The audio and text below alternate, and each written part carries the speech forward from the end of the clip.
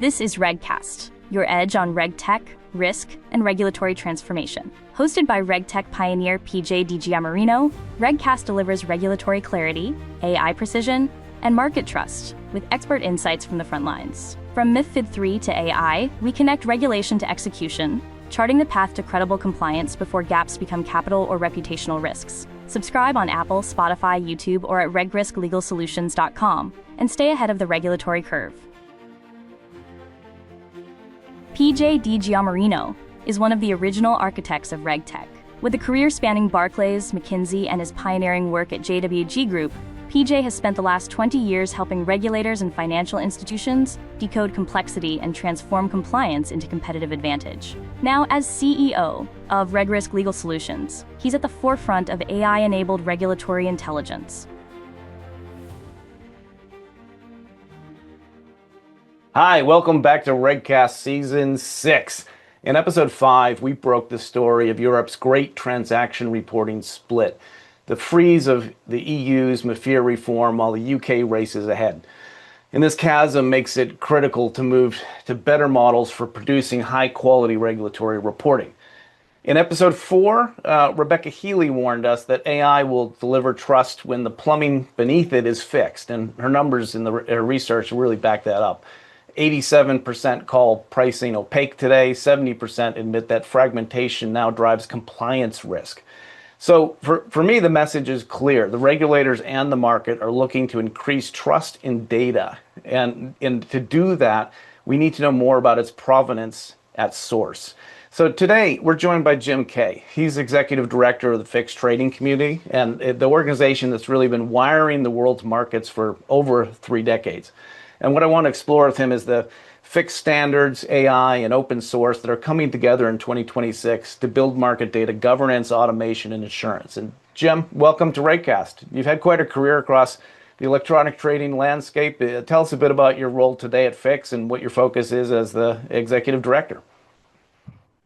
Thank you very much indeed. So I guess background first. So my background is mostly in equities, electronic trading product work, and that's really where I spent probably the 20 years or so before I joined Fix.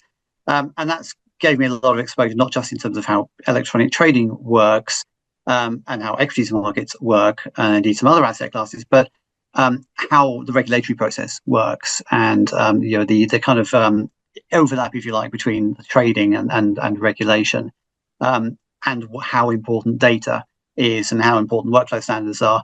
And all of that's been very helpful bringing into my current role, which is to look after the fixed trading community, where I think it's safe to say that since MiFID, actually, and probably even before, the focus of the community has been very strongly on developing and using standards to solve regulatory sort of implementation challenges for the industry and minimize the burden and maximize the quality of those implementations. So that's really a journey we've been working on for the last probably 15 or so years, I'd say, and is probably accelerated recently with all of the regulatory changes going on. Yeah, it is a never-ending flow of consultation papers right now, correct? Absolutely. I mean, I think it's safe to say that from an organization that's exists, if you like, to kind of maintain and look after the fixed protocol, we actually spend probably about a third of our time doing regulatory consultations, which has been, I'd say, a bit of a surprise coming to this role, but I think it's a good use of our time and skills, and definitely the time and skills of our members. Yeah, well, it's a great way to get everybody on the same page about what the impact of these regulatory asks actually are. So very, very, very pleased you're doing that. Very pleased to be part of providing you over 100 documents a week that we're picking off the key regulatory websites with you. So let's talk about the wiring problem first. I guess after 30 years, the level of workflows and architectures are fairly similar. In fact, we were just on a call together where somebody made that exact point. But firms are still wrestling with the fragmentation of their order management systems and their vendor APIs and the logic. So I guess from the first question that occurs to me is from the fixed member vantage point, what are the biggest challenges across this technology stack for them? So why are some of these problems manifesting themselves in these reports that Rebecca's been writing? So there are a couple of I guess almost legacy issues you get with which you're bound to get with 30 years of doing electronic trading, and some of those pertain to sort of differences of interpretation of the standards themselves. Some of them pertain to the fact that the standards are intentionally quite flexible, so you can bolt your own sort of customizations on, and people have been doing that, I think, to very good effect over the years. But there comes a point where you end up with so much of that it becomes hard to manage. And with both the increased scrutiny by regulators on electronic data, and with AI and other technologies coming in and providing a great opportunity to use those data, it becomes much more important, and in some ways I'd say much more economically worthwhile to come and straighten out some of these kinks that have been introduced over the last few decades. And so is it, as the regulator post-crisis shifted to transparency first, we want to know everything about these trades. Yeah. Tell us a bit about how that has affected the messages, because the messages were there first before the regulators asked for all this additional information. Yeah, so there are a few, I guess, different sort of scenarios that our members have come up with, and we've been looking to address. So the basic one being different exchanges basically communicating effectively the same type of activity in very, very different ways at a kind of on the wire level. And that's where MMT came from, the market model typology, which is really a kind of exchange-driven initiative to try and come up with a normalized structure for that. And that's been pretty much universally adopted across Europe and does make life a lot easier from an ingester of data's perspective. You know what you're getting. I think what's then happened is trying to transfer the same trick, if you like, onto the OTC space. And that's been mostly driven actually by the regulators as much as anything else, because there's so much specificity from the regulators in terms of what they want, both in terms of post-trade transparency and the equivalence on transaction reporting. They've been very, very clear as to what flags and things they want, and pretty clear on what they are to be used for and when and by whom. So that all helps, and we've done a lot of work to model all of that.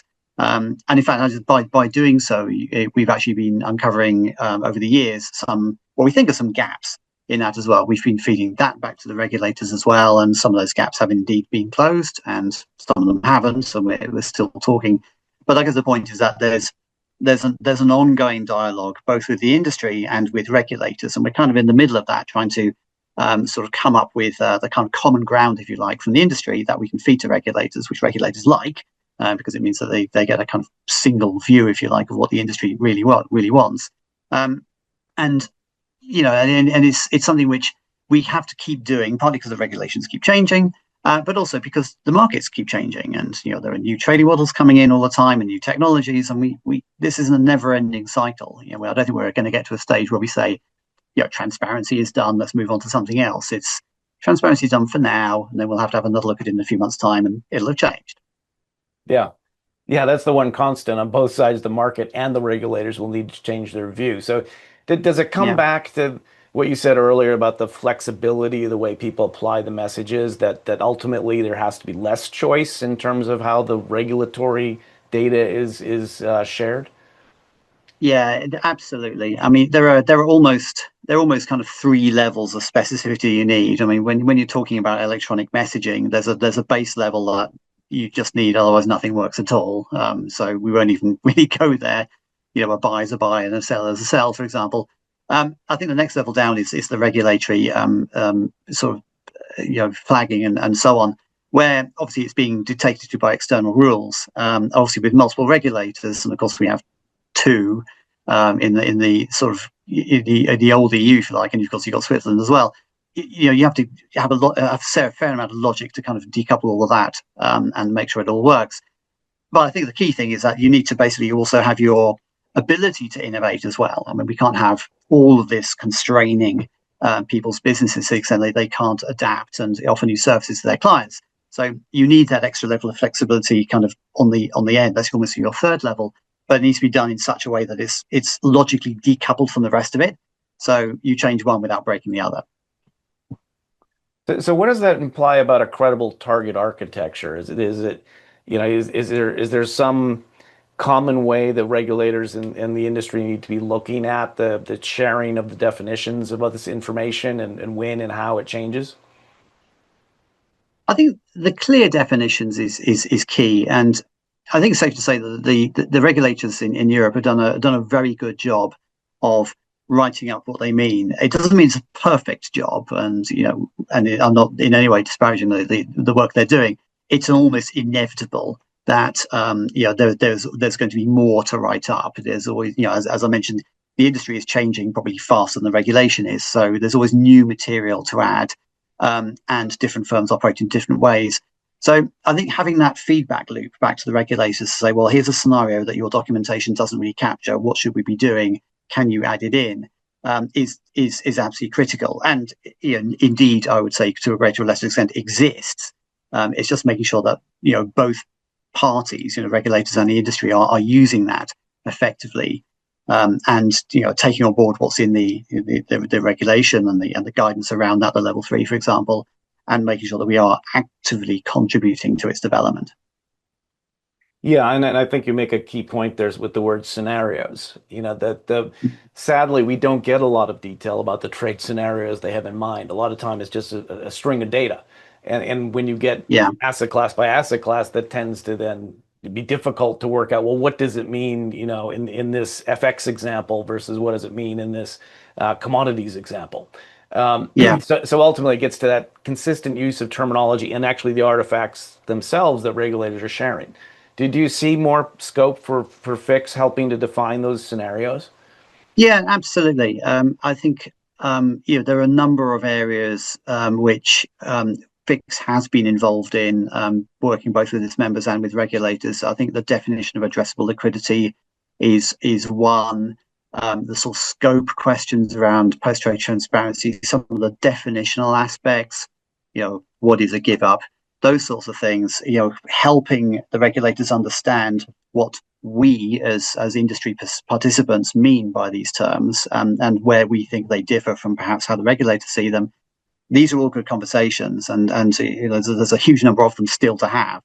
And they're very helpful because every time we have those conversations, the mutual understanding goes up an extra notch, and that only helps with the quality of what we're doing.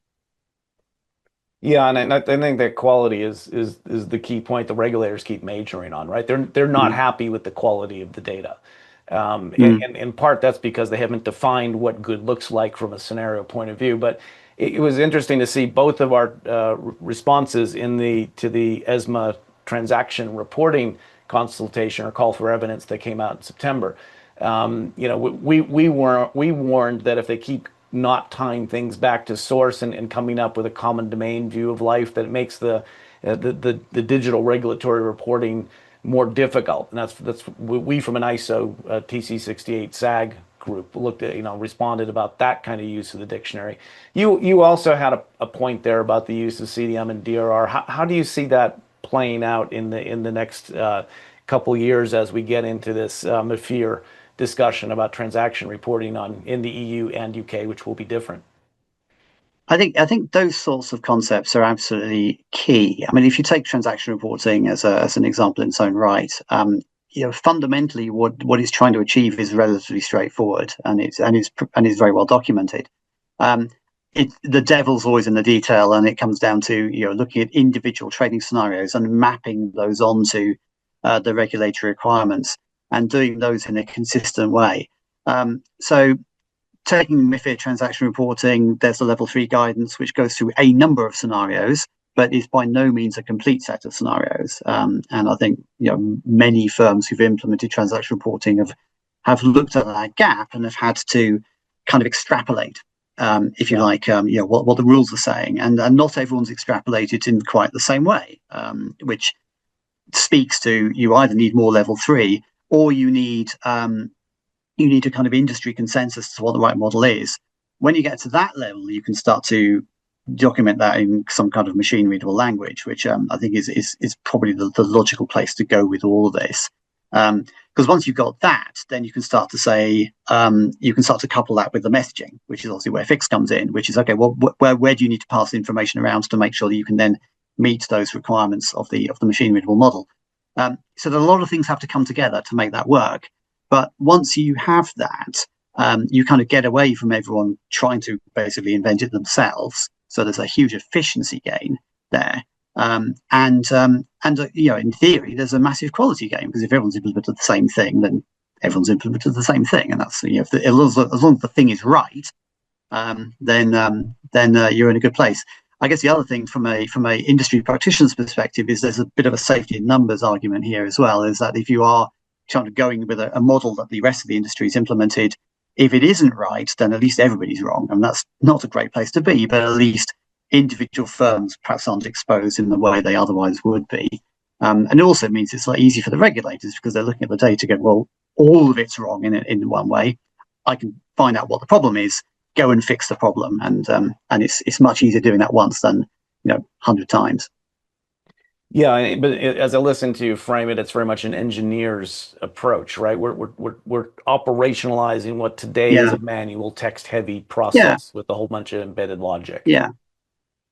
But ultimately, this is an engineering challenge, and there's nothing more to it. There's certain types of activity that are happening, and those activities will vary. They need to be mapped onto some kind of common model, because that's what transaction reporting is, and data needs to be provided to regulators. I mean, everything beyond the original trading activity is an engineering problem. Yeah.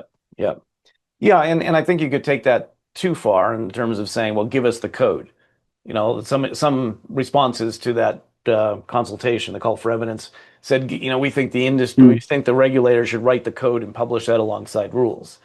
And for me, there's two issues there. One is that the judicial system doesn't allow for that, so it creates a big problem for the regulators themselves. But the other is it sort of takes away the need to actually have the industry help engineer that solution, right? And then ultimately what you need are validation rules that you can show lineage back to the text and with all the models that you use to say your scenario was valid. Yeah. I mean, this is where things, we're sort of moving around a little bit here, but this is where I see things like AI being very helpful in terms of, because you can conceptually run things two ways around. You run an AI model to say, let's take RTS22, for example, and can you write some code that basically does that, given my trading in implementation, and the other one is to do the thing the other way around, is to take the code you've actually built and say, well, let's try and turn that back into RTS22, and what does it come up with? And if it's not RTS22, then there's probably a problem. So I think that's where those sorts of technologies can really help, because let's face it, that's fundamentally what people are trying to do when validating implementations and indeed implementing implementations. This sort of technology can certainly take some of the heavy lifting out of that. Absolutely, but it makes the imperative to have those models linked back to the text and with the interpretation around it all that much more critical. Because the last thing you want are the the AI is running off making assumptions without guardrails. Yeah, absolutely. So you're always going to have somebody checking what they're up to.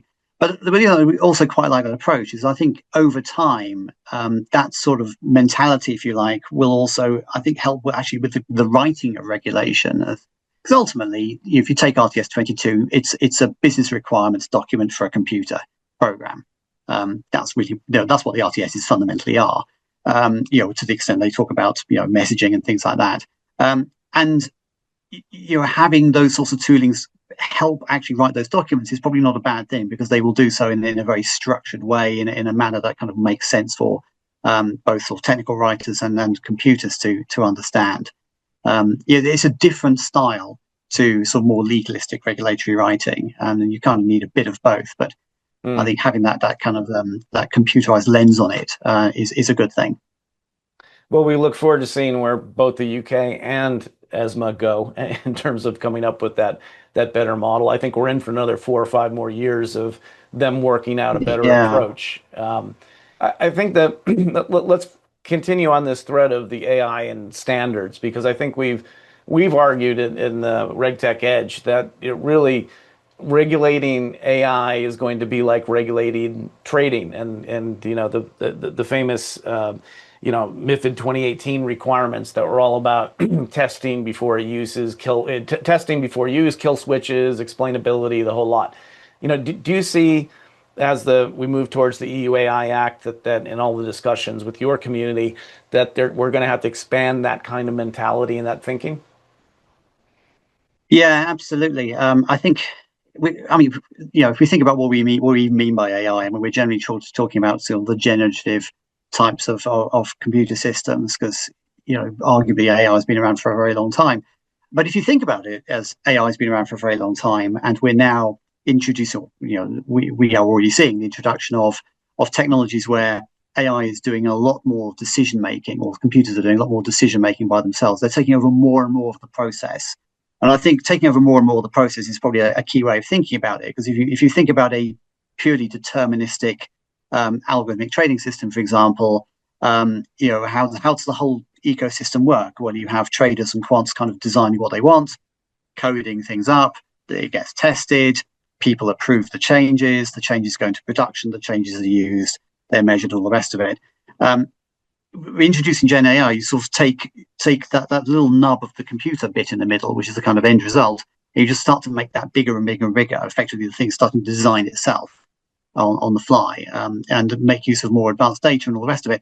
So that means that the kind of two things become increasingly important. One is the quality of data, because you start putting bad data into any system, you're going to get bad results. But I think that becomes even more of a problem if the system is making more decisions or making more advanced decisions. And the other is the whole governance framework. And how do you make a system like that safe? And how do you make a system like that compliant with the requirements of MiFIR's algorithmic trading framework? So that's I think those are both sort of live discussion points, and I think our members are well placed to try and solve for both of those. Without which, it's hard to see how anybody's really going to be allowed to use any of this technology without sort of inadvertently bumping up against the regulation. So I think it's very important for the ability to use these technologies and to take the opportunity that they present, that we get that right. Yeah. Yeah, I think you put your finger on it. The technologies aren't safe without the data and the governance, and that puts the agent to agent challenge then squarely in the frame. How are you thinking about what's communicated by agents and the semantics that they're using to communicate unambiguously, so that it's clear the provenance of what they were looking for, and the kind of queries they used and the results that they produce? Yeah, so I mean, this is obviously a sort of a very live topic for us, and we're relatively early in the process, so I don't want to go too far into it. But the sort of things which certainly I think we should be looking at are respecting the fact that the whole point of this exercise is to allow flexibility. And if you just basically sort of impose restrictions on agentic communication too much, you end up not really adding anything at all. You just end up with what we got now, just with slightly different technology. So you need to recognize the fact and embrace the fact that the whole point is to have a very, very flexible framework, while recognizing there comes a point where it has to kind of cross over into something that's highly structured. So, agents talking to each other about, for example, how to implement an investment decision is great. And the investment decision perhaps is provided in a very, very broad sort of, human language way. There's nothing wrong with any of that. But at the end of the day, sooner or later, it's going to turn into some order instructions, and those order instructions should be expressed in a very, very specific way. So, to be able to be fed into a computer, or even to be given to a human to execute. And that's where I think that the standards really come in. I think the other thing that is worth noting is also just making sure that you've got that kind of lineage of decision making, so that if a decision to trade is made, that you can, to some extent, trace it all the way back to, okay, well, where did that come from? Did it come from a machine? Did it come from a human? If it came from a machine, what was the machine being asked to do? And being able to track that all the way front to back, I think is going to be actually a new thing, and something which, again, technology is very well served to deliver on. Yeah, but it is, as you say, a new architecture that we'll need to work out. Yeah. I guess these guardrails depend on the clean data, and obviously the governance is critical. I mean, that brings us nicely onto and a good example of that, which is the consolidated tape. This is something that, of course, the regulators in the industry have been working out for a long time. How do they get one single view of high quality data that's valid out there for trading as well as oversight? What's your perspective on the design choices that really matter in that space right now, and how do we get it right so that we can leverage AI in its use? Well, I think the consolidated tape design, and of course it's different subtly for the UK and EU, um, is nearly there. It's not 100% there, and we've made a number of recommendations to regulators, and we've been quite public about this. That we think there's a little bit more to be done. It's not a huge amount, but a little bit more to be done to really get from probably a 90% perfect tape to a pretty close on 100% perfect tape. But even 90% ain't bad.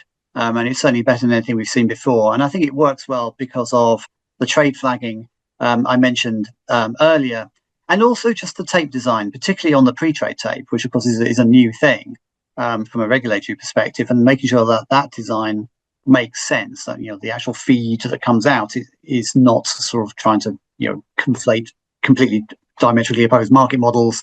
That the data are actually useful and you can do something with it. So I think that's all been a big step forward.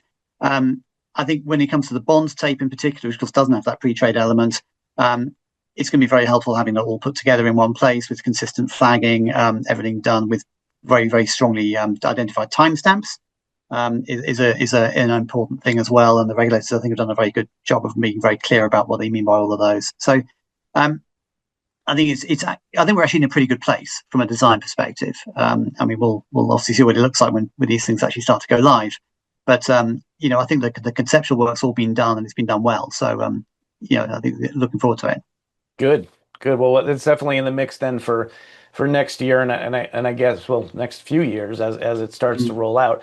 In terms of then your agenda for next year, our analysis in the RegTech Edge has been promoting the view that this is really the last opportunity that firms really have to double down on their controls, because there's this move regulators have made to looking at data quality as part of your capital assessments. But your Pillar 2 now with an SREP process in Europe will look at the quality of your regulatory data and all of the other ICT risk and other processes you have in the back office, and use that to give you a health warning.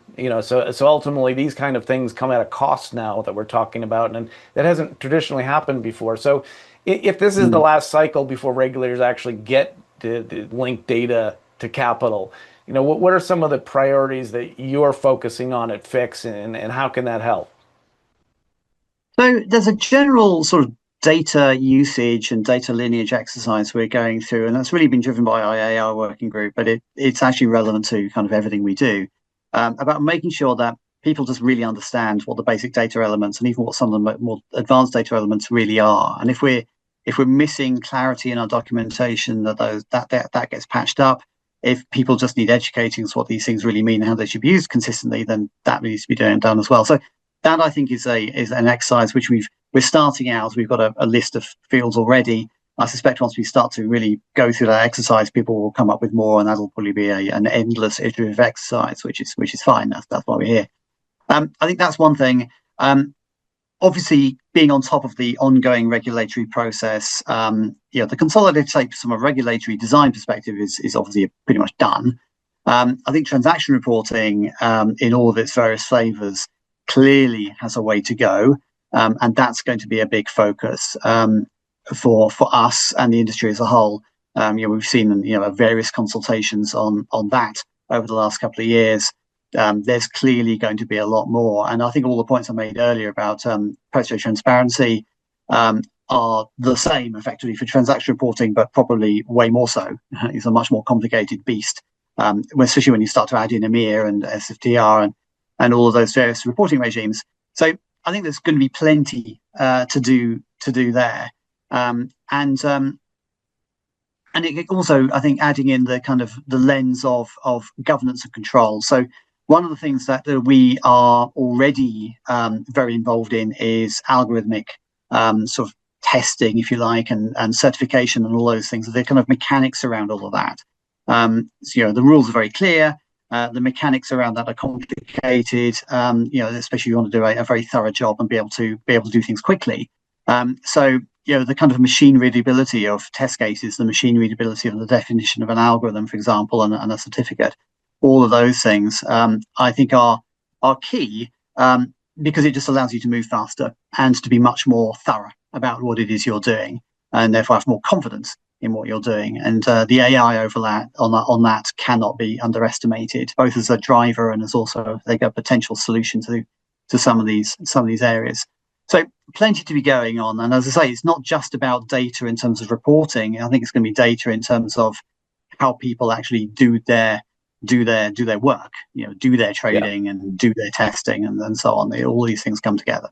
Well, and it's exactly what the regulators want as well. They want the data they're getting to reflect what's actually done, not some transformation and massage process. So getting improving control means doing all of the engineering. I think you've nicely summed up here. So let me just then move to a wrap up. I think from a personal point of view, if we want to be able to trust this data, there's a lot of engineering at source, which I think the markets actually will benefit from. I think a lot of the root causes that were identified in the connectivity in the age of AI report, where 91% of firms call their systems fragmented and 78% have no clear view of their data costs.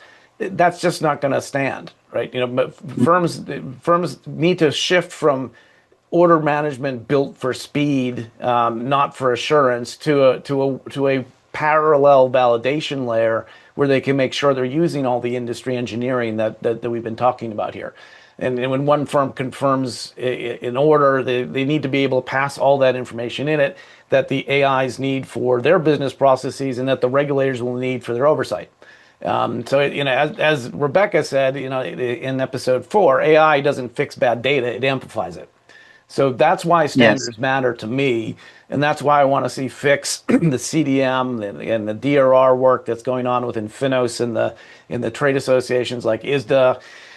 These are the wiring diagrams for trust. And Jim, I thank you and the Fix community for helping to lead that charge. I think it's a critical piece of the puzzle to get the actual order activity lined up with all of the ways regulators want to view what's happening in the market. So you can download the full research that we've been speaking about here at the regrisksolutions.com. You can subscribe to RegCast for ongoing insights. And you can join both of us at our conferences in March 2026 to see how the industry is working on rebuilding that trust in financial data. Jim, I thank you and really look forward to working with you on the agenda for March. Thank you very much.